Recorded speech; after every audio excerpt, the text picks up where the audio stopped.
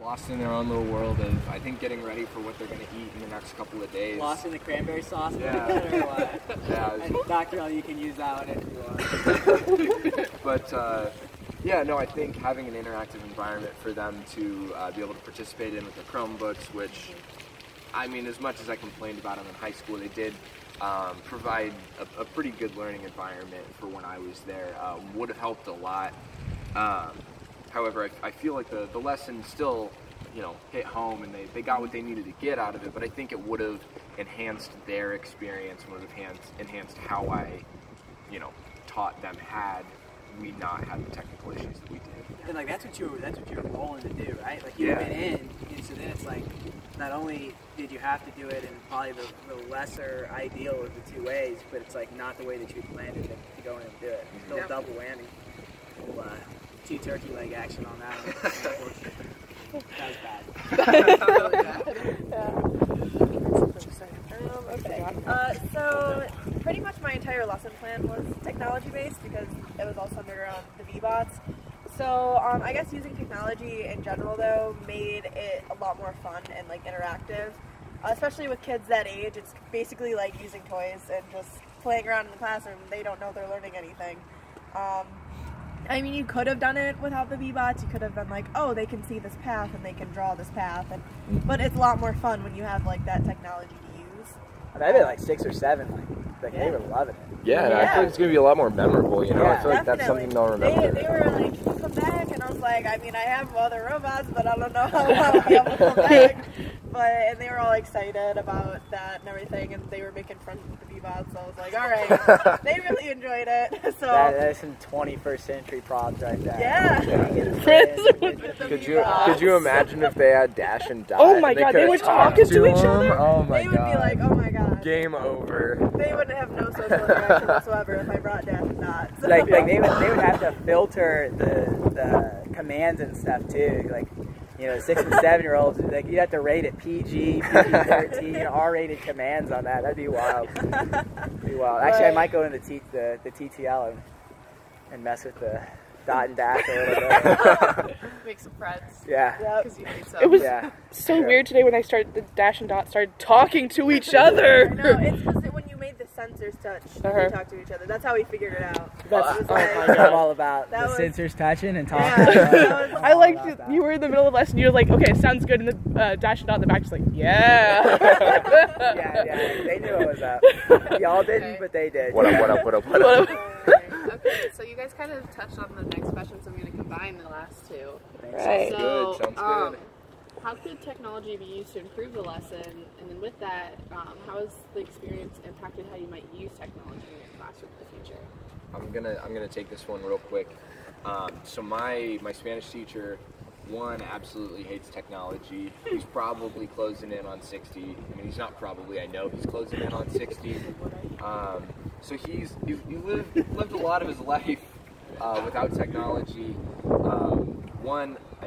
Two, it's kind of hard to implement Spanish into that because, you know, you have the problem of switching the keyboard. Not everybody knows how to type in Spanish on it, and you know, so I went into this class with a, you know, kind of a prejudice against technology as a Spanish educator, but after seeing how I could have used technology in his classroom and the different ways that it could have enhanced how I learned Spanish through high school and how I hope my kids will learn Spanish, definitely made me realize that there is hardcore place for technology in a Spanish classroom, not in the ways that my teacher had used it, like E-days and whatnot, but you know, I think being in the classroom, specifically in my old classroom, it made me realize where I could improve on that he did not.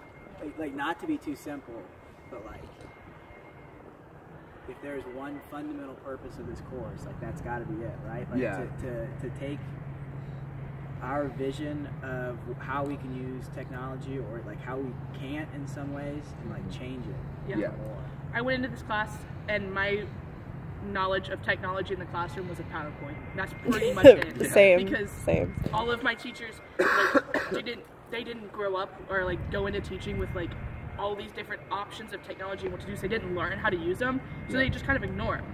And they didn't like they didn't ever learn how to implement them or how to go out and search for new things. Yeah. And so that was the most I ever got, was maybe a Google Doc here and there or a PowerPoint there. I mean, my school is definitely getting better technology-wise, but they're really like, they don't know how to use it well for the most part. And they don't want the change. So No. even if it's like brought to them on a silver platter of like, here, use this awesome new thing that we have, they're like, whoa, Yeah. whoa, like I'm a little scared of that. Like it's not something I'm used to. It's gonna bite me. Yeah. And I know if my school One lost, bite. it's One bite, everybody knows the rules. like I know that our internet at the school is a huge problem.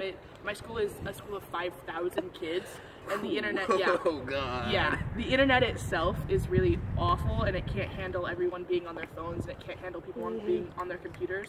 So some of the technology issues I had was because of that, and it was the day before break, so everybody was just doing whatever they wanted and using the internet. So like it didn't work as well, which is why it caused some problems there. So like. That's one of the first things I know my school needs to do, is they need to improve the internet so that they can like use more technology in their classes. But yeah, they're wild. What was the question?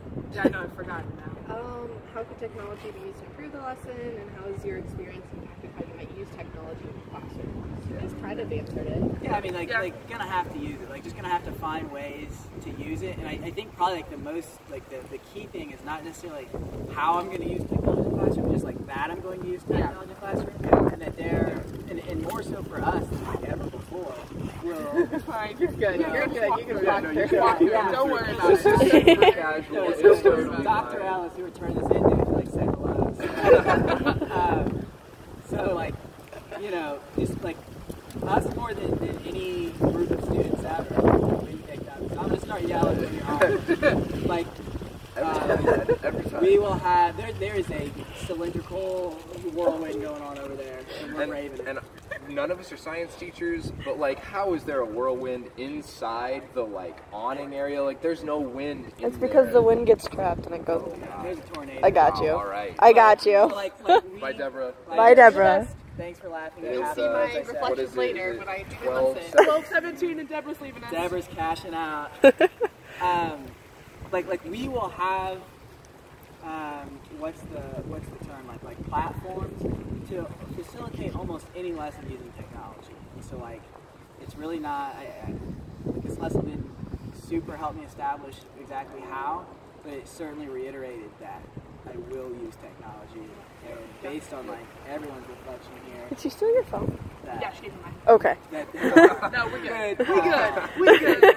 That there are ways that we can absolutely incorporate technology really however we want to. Yeah, mine gave me, again, like not necessarily how exactly, but it gave me more like knowledge of how to help kids use technology in the classroom and like help them work through issues that popped up.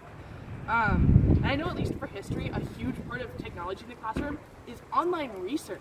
Like, it's so much easier than going to the library and trying to research through books. What's a library? Oh my god. What's a book? When you have to, you're just like, for one of my big research papers, my teacher was like, you must use 4 books. Like, you have to use 4 books. And a total of 6 sources is your minimum. Wild with a capital W, right? Bold with a capital B. So you're like, man, there's no control F in this book. I gotta read the whole thing. Yeah. Read the intro. Yeah. Cite the intro. I like done. look in the backs, like, where are the mentions of the terms that I'm looking for? Y'all got spark notes or what? Yeah. So that's a huge part of it. But I think that was what I was the way I wanted to say. Do you want to say anything more? Yeah, let's see. So basically, like, my entire lesson was technology, and I think it's definitely necessary to have technology in your classroom, because if you think about it, like, these 6 and 7-year-olds, like, they probably have iPads and all this stuff. It's like what their entertainment is. Mm-hmm. Like, when I was 6 and 7, do you guys used to play, like, Hucklebuck and stuff in, like, first grade? I went outside. Yeah.